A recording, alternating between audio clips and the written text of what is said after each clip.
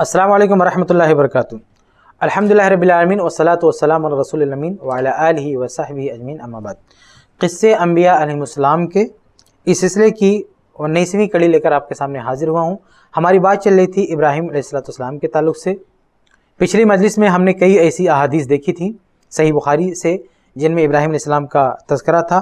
आज भी हम कुछ और हदीसें देखेंगे जिनमें इब्राहीम अलैहिस्सलाम के ताल्लुक़ से कुछ न कुछ मनक़ूल है। तो देखिए, मुस्नद अहमद की हदीस है, जिल्द नंबर 1 सफ़ा नंबर 301।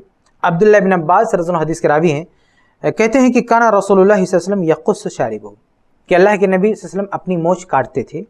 वकाना अबूकुम इब्राहीम मिन क़ब्लिही यक़ुस्सु शारिबहु, और इससे पहले तुम्हारे बाप तुम्हारे दादा इब्राहीम अलैहिस्सलाम भी अपनी मोछ काटते थे।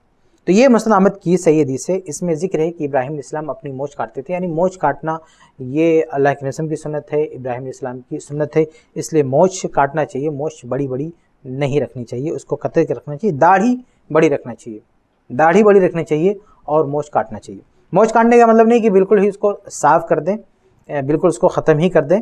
अगर कोई ऐसा कर रहा है तो चले, उसकी अपनी मर्ज़ी है, लेकिन इसे सुन्नत, इसे बेहतर नहीं कह सकते।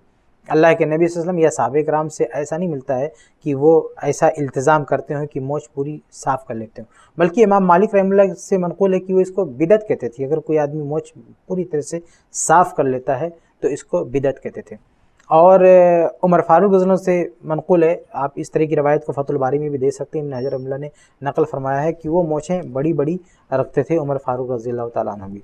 तो मोछ बहुत ज़्यादा बड़ी भी नहीं होनी चाहिए और ऐसा भी नहीं कि बिल्कुल आप ख़त्म कर दें। तो इब्राहीम अलैहिस्सलाम की सुन्नत है, मोछ कतरते थे, कतरना चाहिए।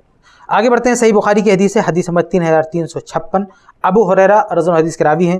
कहते हैं कि अल्लाह के रसूल सल्लल्लाहु अलैहि वसल्लम फरमाया कि इख्ततना इब्राहीम अलैहिस्सलाम व हुवा इब्न समानीन सनतन बिलक़द्दूम। कहते हैं कि इब्राहीम अलैहिस्सलाम ने ख़तना कराया जबकि आप 80 साल के थे, यानी 80 साल की उम्र में इब्राहीम अलैहिस्सलाम ने ख़तना कराया। ये इब्राहीम अलैहिस्सलाम की सुन्नत है और तमाम मुसलमानों की सुन्नत है। मुसलमानों की इस बात का पाबंद किया गया है, इस बात की तालीम दी गई है कि वो ख़तना कराएँ। और ऐसा नहीं है कि ख़तने ही से आदमी मुसलमान होता है। बहुत सारे लोग ये समझते हैं कि अगर किसी का ख़तना नहीं हुआ तो मुसलमान ही नहीं हो सकता है। इस्लाम कबूल करने के लिए ज़रूरी है कि आदमी ख़तना कराए, तो ऐसा कुछ भी नहीं है। देखिए, ख़तना वो जिस्म की सफाई के लिए है, मतलब इस्लाम ने जिसकी तालीम दी ख़तने की, इसलिए कि उससे आदमी का जिस्म ठीक ठाक रहता है, यानी वो चीज़ गंदगी का सबब बनती है, उस जगह साफ़ सफाई थोड़ा सा बेहतर नहीं होती है। तो इसका ये फ़ायदा होता है, बहुत सारे फ़ायदे होते हैं। मेडिकल फ़ायदा है, आप मेडिकल साइंस भी उसके फ़ायदे को बताइएगा, आप किसी भी डॉक्टर से पूछ लें, उसका एक फ़ायदा है। तो उस फ़ायदे के तहत ये तालीम दी गई है। ऐसा नहीं है कि वहीं से आदमी मुसलमान होता है, ऐसा बिल्कुल नहीं है। देखिए, अल्लाह के नबी सल्लल्लाहु अलैहि वसल्लम के दौर में बहुत सारे लोग इस्लाम कबूल करते थे, मतलब जवान होने के बाद इस्लाम कबूल करते थे, बूढ़े होने के बाद इस्लाम कबूल करते थे, लेकिन कभी ऐसे लोगों से नहीं कहा जाता था तुम ख़तना कराओ, ख़तना कराओ, ख़तना कराओ।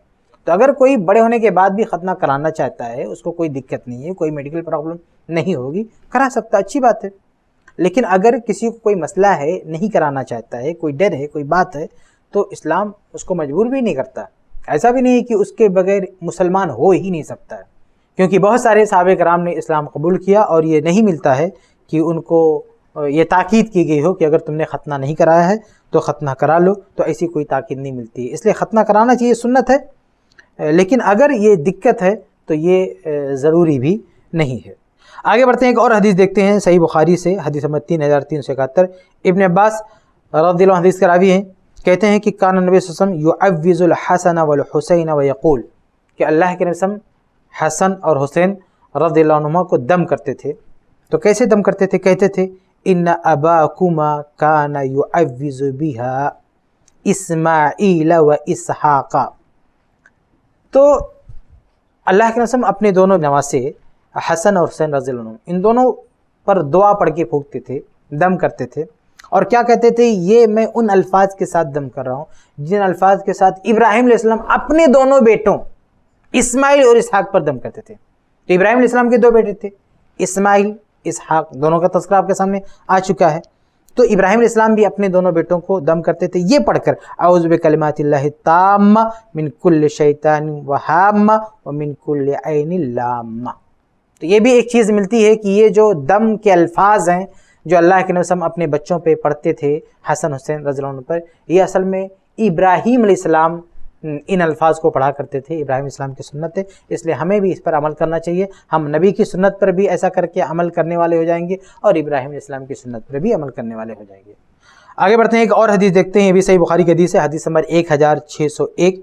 عبداللہ بن عباس رضی اللہ عنہ حدیث کا راوی ہیں، کہتے ہیں کہ ان رسول اللہ صلی اللہ علیہ وسلم لما قدم ابا ان يدخل البیت وفیہ الآلیہ، کہ اللہ کے رسول جب مکہ میں آئے تو خانہ کعبہ کے اندر جانے سے انکار کر دیا جب تک کہ اس کے اندر جو بت ہیں ان کو نکال کے باہر نہیں کیا گیا۔